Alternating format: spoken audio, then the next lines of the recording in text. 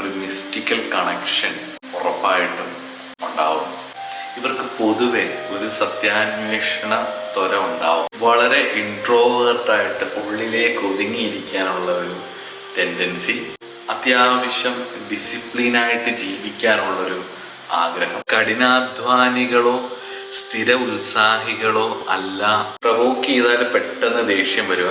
ചില കാര്യങ്ങളിൽ bad habit ഒക്കെ വന്നു കഴിഞ്ഞു കഴിഞ്ഞാൽ അതിൽ നിന്നൊന്നും മാറാൻ ഇവര് പെട്ടെന്ന് തയ്യാറാവുകയില്ല. തന്നോട് ചേർന്ന് നിൽക്കുന്നവരെ പ്രൊട്ടക്റ്റ് ചെയ്യുക എന്നുള്ളതും ഉത്രട്ടായ നക്ഷത്രത്തിന്റെ ഒരു സ്വഭാവമാണ്.